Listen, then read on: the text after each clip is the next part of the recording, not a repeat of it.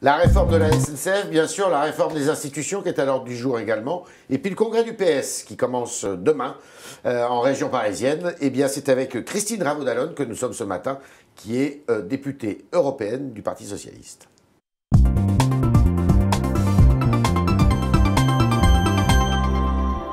Bonjour. Bonjour. Bienvenue dans les locaux du Figaro. Merci. Christine Raveau-Dallon, la grève de la SNCF, elle est justifiée? Des cheminots. La grève des cheminots est justifiée dans la mesure où il y a très peu de façons de pouvoir discuter et concerter sur ce projet de réforme. Il n'y a pas de concertation pour vous? C'est un peu bizarre l'organisation du fonctionnement de la réforme annoncée. D'abord annoncée par ordonnance, puis en même temps on fait des concertations, mais elle démarre en même temps que le projet ordonnance arrive à l'Assemblée nationale. Puis, alors même que les députés n'ont plus la possibilité de faire des amendements sur le texte, le gouvernement présente des premiers amendements qui sont issus des premières discussions avec les syndicats. Tout se fait en même temps, dans un sens. Enfin, le « et en même temps » et le « un peu n'importe comment » n'est pas très clair. Et à un moment donné, il faut quand même que les syndicalistes puissent exprimer les raisons pour lesquelles ils ne partagent pas les propositions Selon faites. vous, est-ce qu'il faut réformer la SNCF, quoi qu'il arrive? Il faut réformer le système ferroviaire, oui. Pour l'ouverture à la concurrence? Non, pour améliorer les services publics ferroviaires. Ça, c'est indispensable. Certes. Mais après, l'ouverture à la concurrence n'est pas le postulat qui va régler tous les problèmes. Bien sûr. C'est une option, ce n'est pas la seule. Et dans le paquet ferroviaire qui a été adopté au Parlement européen, c'est considéré comme une option, pas la solution à tout. D'accord. Donc ce qu'il faut, c'est regarder les choses calmement et pas se dire « Ah, l'ouverture à la concurrence va tout régler ». Bon, les sondages valent ce qu'ils valent, mais vous les avez regardés, vous avez vu qu'une majorité de Français, quand même, désapprouvent le mouvement social.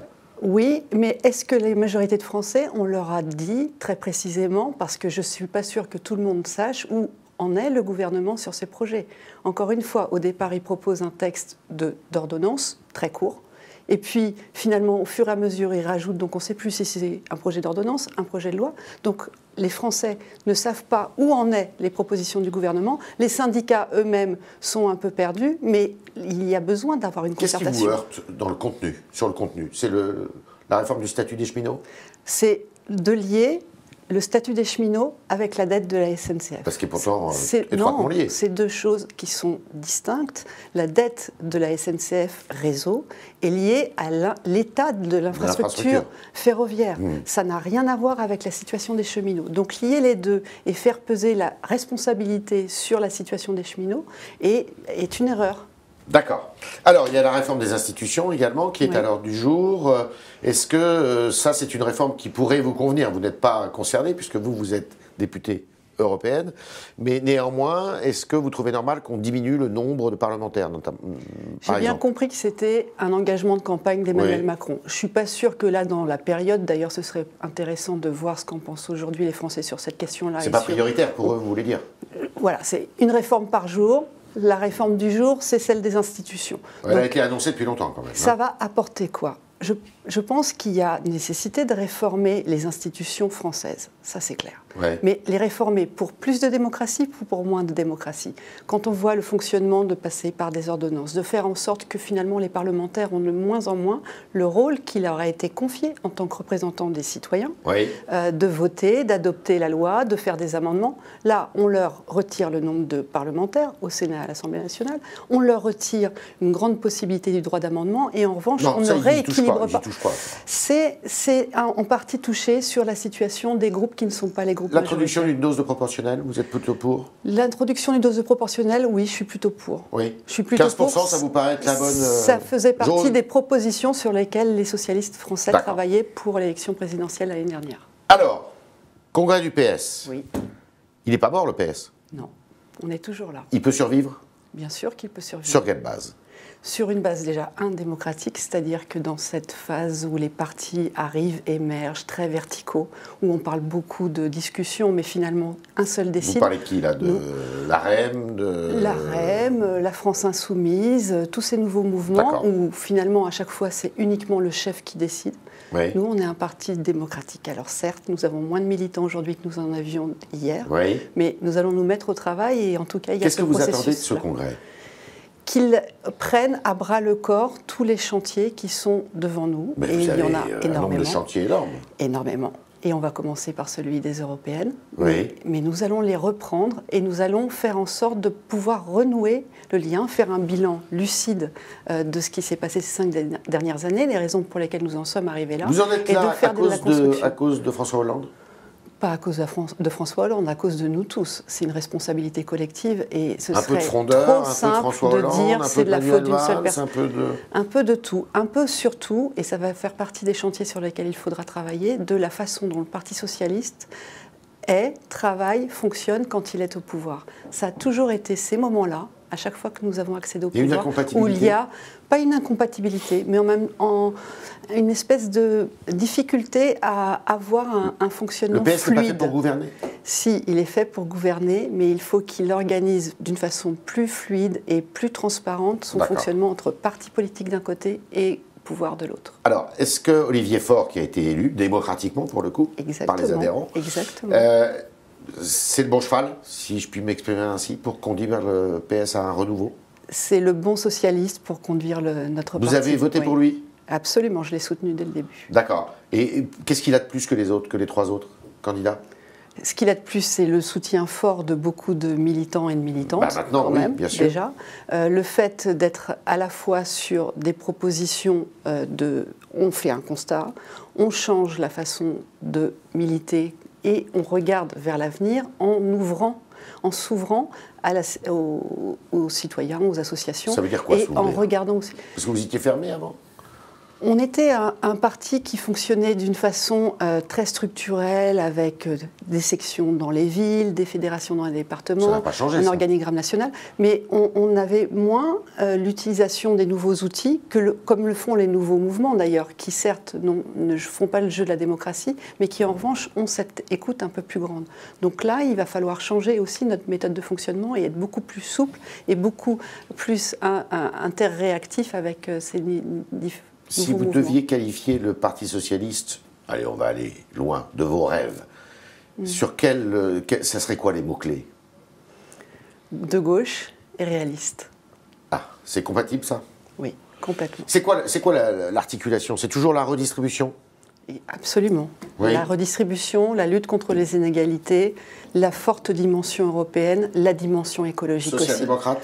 Social-démocrate, écologiste, européenne et démocratique. D'accord. Si je vous dis deuxième gauche, ça vous gêne ou... Non, on est la gauche. Vous êtes la gauche ? Ouais. D'accord. Alors les européennes, justement, on a vu d'expérience qu'au Parti socialiste, mais aussi à droite, eh bien, les européennes, souvent, ça divise les partis entre ceux qui sont à caractère plutôt pro-européen, un peu fédéralistes, on va dire, et puis d'autres qui sont davantage souverainistes, plus repliés sur la nation.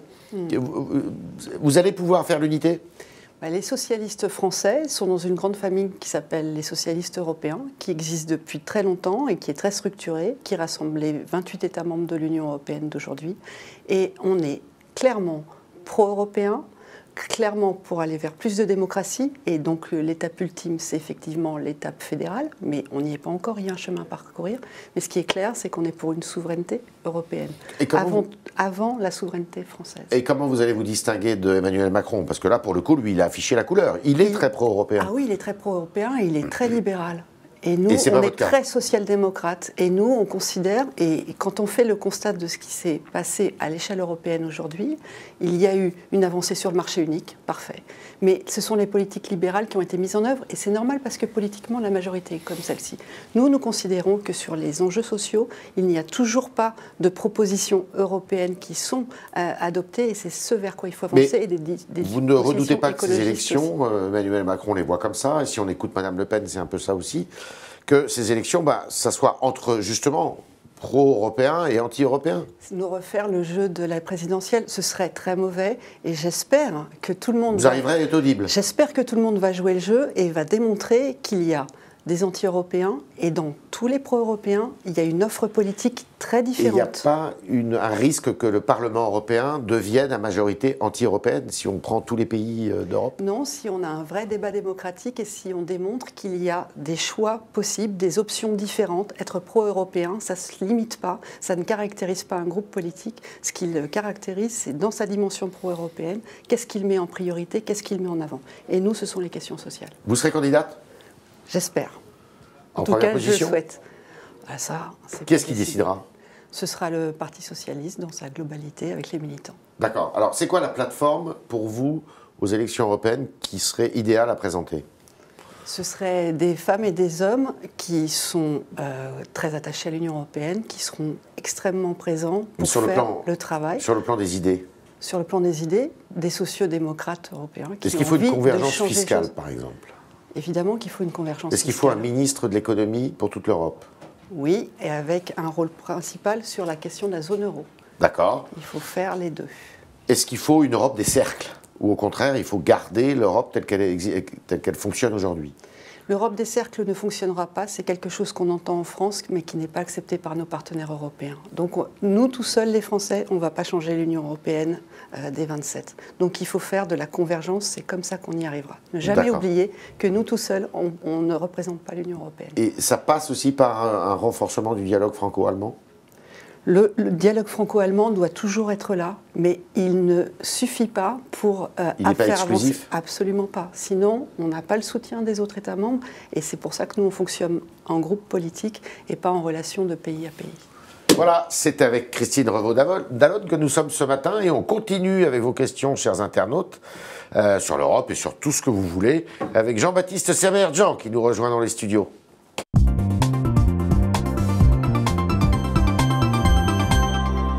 Bonjour Jean-Baptiste. Bonjour Yves, bonjour Christine Revaud-Dallon.